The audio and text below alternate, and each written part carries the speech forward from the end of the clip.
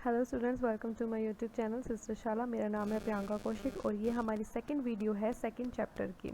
ठीक है, तो जो हमारी प्रीवियस वीडियो थी उसमें हमने पढ़ा है अबाउट एसिड बेस और हमने थोड़ा बहुत कुछ और पीएच के बारे में भी पढ़ा था। ठीक है, कि पीएच क्या होता है और about litmus paper etcetera etcetera.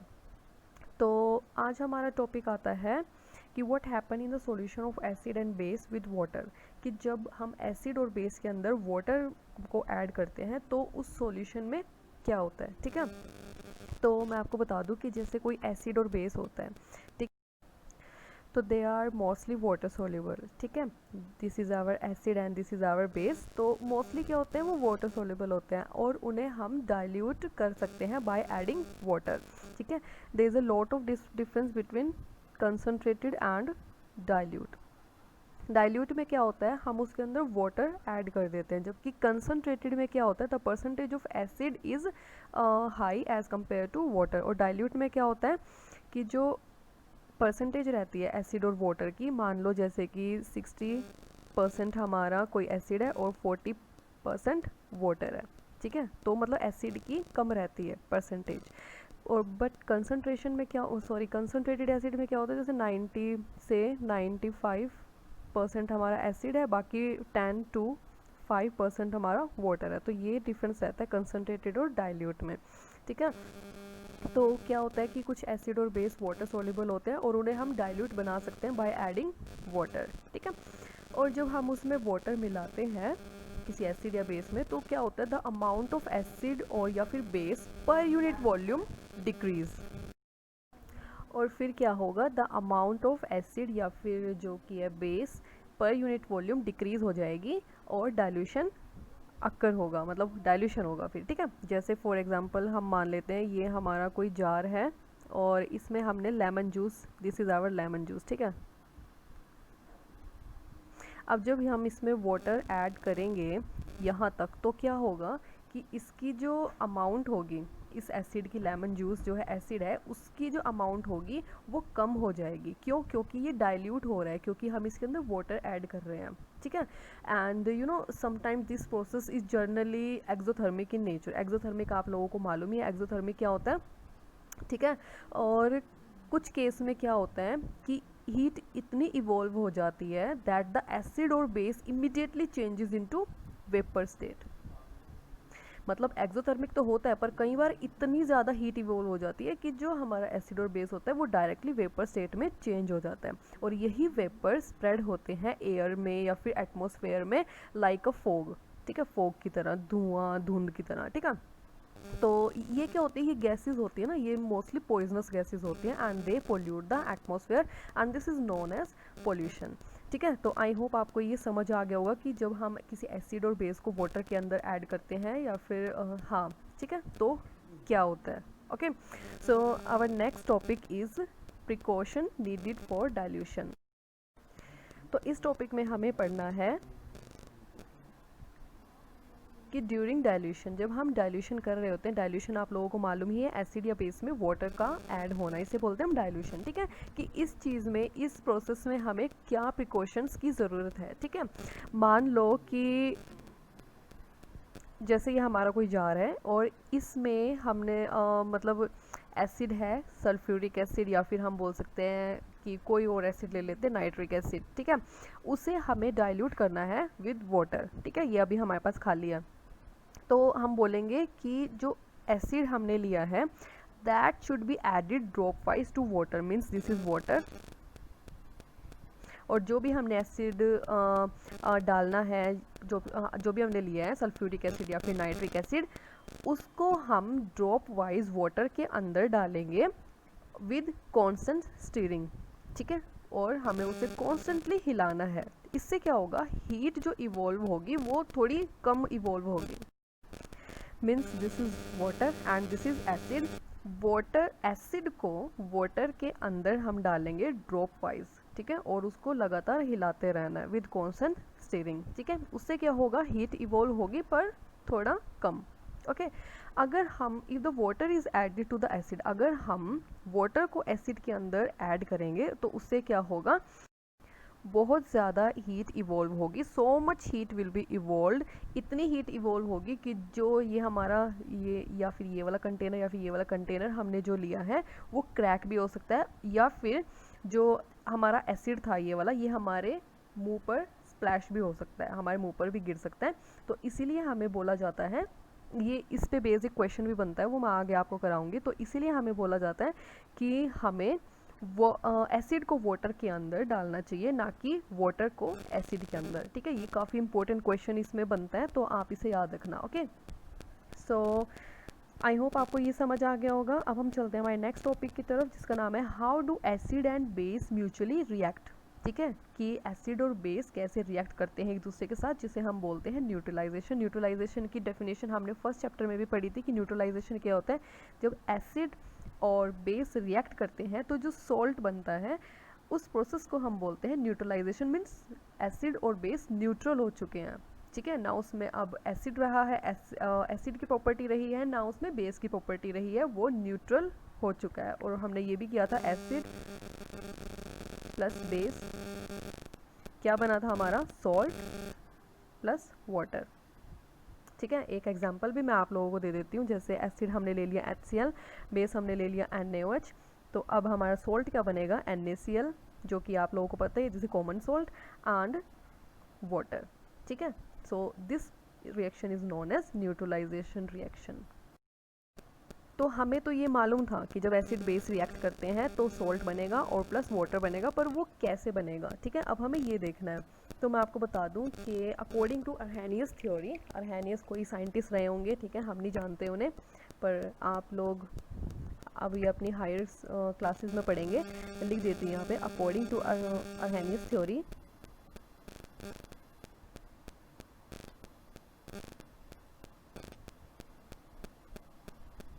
ठीक है, अर्हेनियस थ्योरी क्या कहती है कि N acid when dissolved in water, जब हम किसी एसिड को वाटर के अंदर डिसॉल्व करते हैं, then acid gives H+ ion. ये हमें पता ही है, जब हमने एसिड के बारे में पढ़ा था, है ना।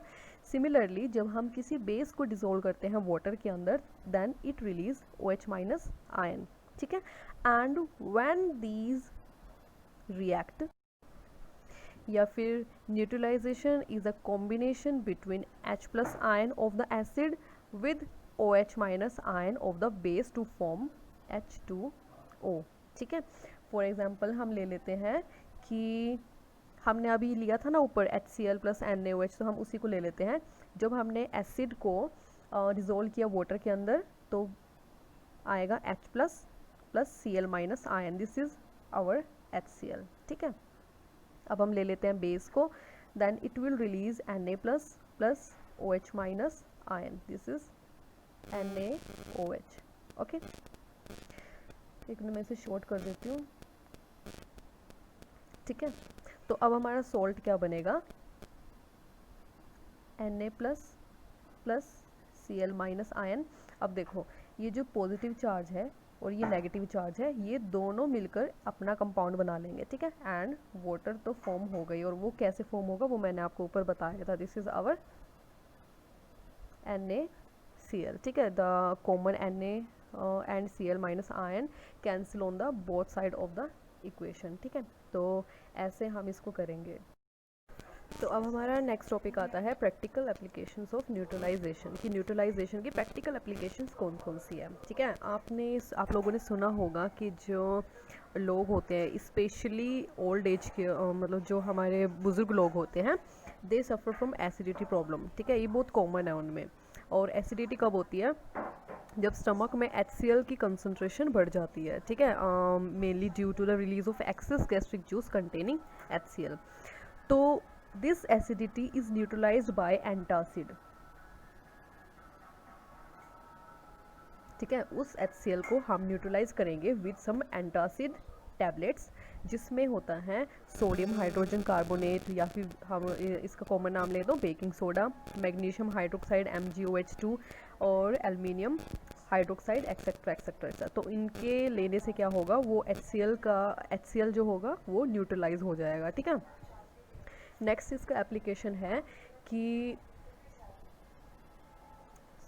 जब स्टिंग बाइट होती है, ठीक है, व्हेन द स्टिंग्स ऑफ बीज या फिर एंट, जो हम बुरी चींटी होती है ना, जब वो हमें काट जाती है, तो उनके स्टिंग में क्या होता है, दे कंटेन फोमिक एसिड, ये मैंने आपको बताया था,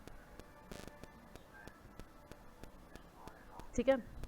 और इसके इफ़ेक्ट को न्यूट्रलाइज करने के लिए हम सोप रब करते हैं इसके ऊपर, ठीक है। सोप के अंदर क्या होता है, NaOH, ठीक है। जब हम फॉर्मिक एसिड के ऊपर सोप रब करेंगे तो वो एसिड का इफ़ेक्ट अपने आप ख़त्म हो जाएगा, क्योंकि ये न्यूट्रलाइज हो जाएगा, ठीक है। नेक्स्ट हमारा इसकी एप्लीकेशन आती है कि जो फार्मर्स होते हैं, ठीक है, farmers generally neutralise the effect of acidity, जो उनकी सॉइल होती है उसकी एसिडिटी के इफ़ेक्ट को न्यूट्रलाइज करने के लिए दे यूज़ स्लेक्ड लाइम।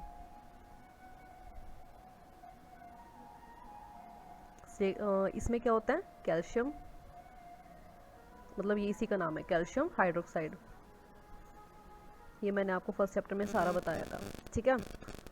और जो सॉइल होती है वो एसिडिटी, मतलब वो एसिड से इसलिए इफ़ेक्ट होती है क्योंकि आपने सुना होगा एसिड रेन, ठीक है। एसिड रेन की वजह से सॉइल हमारी इफ़ेक्ट हो जाती है एसिडिटी से, ठीक है। और उसके इफ़ेक्ट को न्यूट्रलाइज करने के लिए फार्मर्स यूज़ स्लेक्ट लाइम, ठीक है, ताकि वो एसिडिटी का इफ़ेक्ट स्लो डाउन हो सके या फिर ख़त्म हो सके, ठीक है।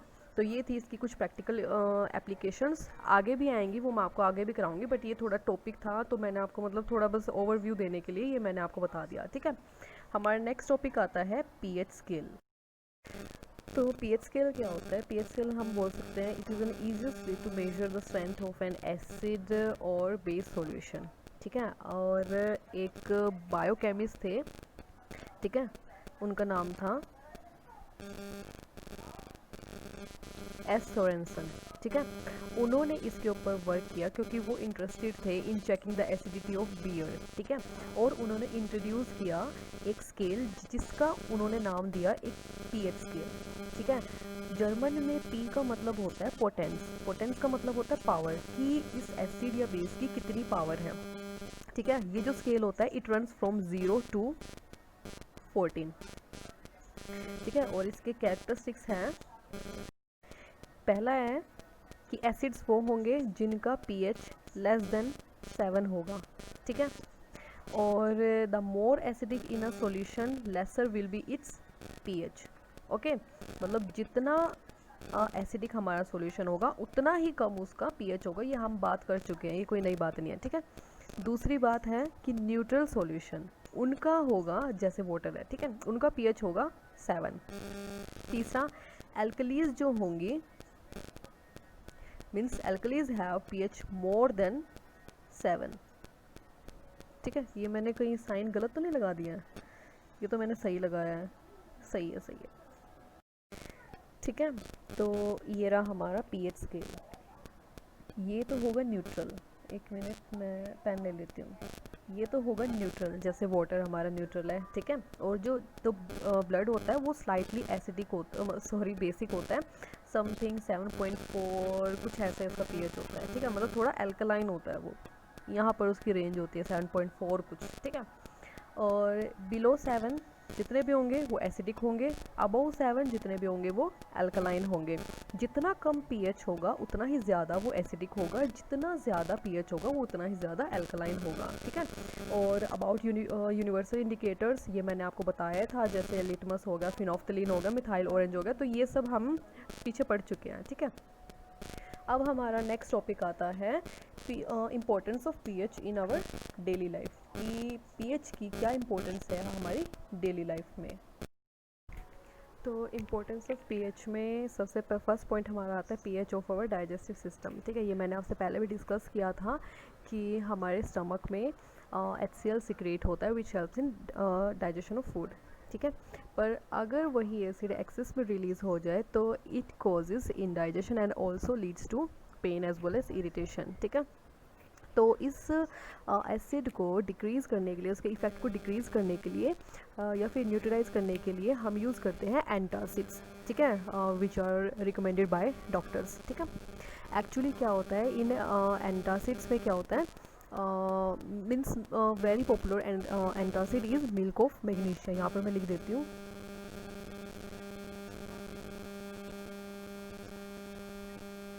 Milk of magnesia. ओके, जो कि insoluble, which is insoluble magnesium hydroxide. ये क्या होता है? मैग्नीशियम हाइड्रोक्साइड होता है। ओके, तो ये एक एंटासिड है जो कि हम यूज़ करते हैं। और भी जैसे एल्युमिनियम हाइड्रोक्साइड हो गया, सोडियम हाइड्रोजन कार्बोनेट हो गया, वो भी they can also be use for the same purpose. ठीक है, और these antacids bring the pH of the system, एक मिनट, हाँ ठीक है, और इसका काम क्या होता है? To bring the pH of the system back to its normal value. ठीक है, नेक्स्ट हमारा आता है this. So this is the second importance which is pH change leads to tooth decay. मतलब जैसे ही माउथ का पीएच चेंज होगा तो एकदम से टूथ डिके हो जाएगा। ठीक है, इसमें क्या होगा कि जो वाइट एनिमल कोटिंग हमारे टिथ पर होती है, this is insoluble calcium phosphate, calcium phosphate की बनी होती है। ठीक है, विच इज़ क्वाइट हार्ड, काफ़ी हार्ड होती है and is not affected by water. पर जैसे ही हमारे माउथ का पीएच 5.5 से कम होता है तो जो टूथ डिके होती है वो स्टार्ट हो जाती है। वो होती है जैसे कि हमारे माउथ के अंदर जो बैक्टीरिया होते हैं, हम कुछ भी मीठा खाते हैं तो those bacteria release lactic acid. ठीक है, और जब वो लैक्टिक एसिड कुछ ज़्यादा ही एक्सेस में रिलीज़ हो जाता है तो हमारे दांत सड़ने गलने लग जाते हैं। ठीक है, जैसे ये रहा, ठीक है, ऐसे सड़ने गलने लग जाते हैं हमारे दांत। Okay, and the formation of these acids cause decrease in pH. ठीक है, therefore it is advisable to avoid eating sugary foods. हमें मीठे फूड्स नहीं खाने चाहिए, फिर अगर हम खाएं तो हमें एकदम से डायरेक्ट ब्रश करना चाहिए। ओके, सो इससे बचने के लिए वी यूज़ टूथपेस्ट, ठीक है, जिसमें बेसिक इंग्रेडिएंट्स होते हैं ताकि इस एसिड के इफ़ेक्ट को न्यूट्रलाइज कर सके। ठीक है, अगर आप ब्रश नहीं करेंगे तो आपके दांत भी ऐसे हो जाएंगे। ठीक है, पता नहीं किसके दांत हैं पर ऐसे हो जाएंगे। So third comes our self defence by animals and plants through chemical. So this is our third importance जो कि हमने पहले भी डिस्कस की है, दैट द स्ट्रिंग्स ऑफ बीज। ठीक है, ये बी है एंड जो हमारी एंड्स होती हैं, चींटियाँ होती हैं, दे कंटेन मीथेनोइक एसिड या फिर फोमिक एसिड। मैं लिख देती हूँ यहाँ पे मीथेनोइक एसिड। ठीक है, और जब ये हमें काटते हैं, मतलब इनके स्टिंग जब हमारी बॉडी के अंदर जाते हैं तो इट कोज इरिटेशन। ठीक है, पेन एंड इरिटेशन। तो इस एसिड के इफ़ेक्ट को रोकने के लिए हम रब करते हैं उस एरिया पर सोडियम हाइड्रोक्साइड या फिर NaOH। ठीक है, और इसका काम होगा, this is basic in nature, तो इसका काम होगा इस मीथेनोइक एसिड के इफ़ेक्ट को स्लो डाउन कर देना, क्योंकि ये इसको न्यूट्रलाइज कर देगा। ठीक है, नेक्स्ट आता है हमारा दिस प्लांट। ठीक है, तो जो हमारे निटल प्लांट्स होते हैं दे आर वाइल्ड। ठीक है, वाइल्ड प्लांट्स होते हैं and these also contain methanoic acid. कभी कभी क्या होता है जब हमारी बॉडी एक्सीडेंटली इनसे टच हो जाती है तो ये स्ट्रिंग्स हमारी बॉडी में चल जाता है विच इज़ वेरी पेनफुल। तो अगेन इसके इफेक्ट को रोकने के लिए हम इसके ऊपर बेस अप्लाई करते हैं ताकि वो न्यूट्रलाइज हो सके। ठीक है, तो ये थी इसकी एप्लीकेशन। हमारी लास्ट एप्लीकेशन आती है सॉइल पीएच एंड ग्रोथ। तो इसमें क्या होगा कि जो ग्रोथ होती है प्लांट्स की in particular soil is related to its pH. ठीक है, मतलब अलग प्लांट्स की अलग अलग सॉइल होती है डिपेंड ऑन इट्स पीएच। जैसे कि जो हमारे पोटैटोज़ होते हैं दे नीड पीएच 4.5 से 6। ठीक है, जो कैरेट होती है, sweet potato and cauliflower, they needs 5.5 से 6.5। ओके, जो हमारे गार्लिक और हमारे टमाटो होते हैं दे नीड 5.5 टू 7.5 एंड जो अनियन और कैबेज होता है दे नीड 6 से 7.5। हम बोल सकते हैं that it is quite important to provide the soil with proper pH. जो उन्हें पीएच चाहिए होता है उनको वही प्रोवाइड किया जाए फॉर देयर हेल्दी ग्रोथ। ठीक है, जो सॉइल्स होती हैं कुछ सॉइल्स विद हाई पीट, ठीक है, जिनके अंदर पीट कंटेंट ज़्यादा होता है या फिर आयरन मिनरल्स ज़्यादा होते हैं। ठीक है, वो एसिडिक हो जाती हैं। और कभी कभी जो एसिड रेन की वजह से भी हमारी सॉइल एसिडिक हो जाती है और उनका पीएच काफ़ी लो हो जाता है, मतलब 4 से भी नीचे पहुंच जाता है। ठीक है, so this acidic effect can be neutralise by liming the soil. इसमें क्या होता है कि जो फार्मर्स होते हैं they add calcium hydroxide CaOH2 to their soil. ठीक है, या फिर हम बोल सकते हैं powder chalk which is calcium carbonate, this is CaCO3। ठीक है, ये क्या होते हैं, दीज आर बेस, और इनका काम होता है to reduce the effect of acid. तो इसमें क्या होता है कि पीएच हमारा नॉर्मल लेवल पर आ जाता है। ठीक है, तो कभी कभी क्या होता है कि हमारी जो सॉइल होती है वो एसिडिक ना होकर बेसिक हो जाती है, मीन्स 8.3 तक या फिर मतलब 9 तक उसका पीएच आराम से चला जाता है। ठीक है, and this is also quite harmful for the plant growth. तो इस एल्कलाइन इफेक्ट को रिड्यूस करने के लिए हम इसमें एसिड मिलाते हैं। ठीक है, जैसे कि मतलब कोई मैन्योर हो गया, कंपोस्ट हो गया, उसके अंदर हम एसिड ऐड करके वो हम उसमें मिला देते हैं। तो इससे क्या होगा, हमारा जो ये बेसिक नेचर था वो रिड्यूस हो जाएगा और इट विल गेट न्यूट्रलाइज। तो ये थे हमारे कुछ importance of pH in our daily life. ठीक है, तो आई होप आपको लोगों को समझ आ गया होगा। अब हमारा नेक्स्ट टॉपिक रहेगा क्लासिफिकेशन ऑफ सोल्स, मतलब हम सोल्स पढ़ेंगे और वो हमारी लास्ट क्लास होगी। ठीक है, हम उसमें सभी सोल्स के बारे में जानेंगे। ठीक है, तो तब तक के लिए thanks for watching, stay tune and Radhe Radhe.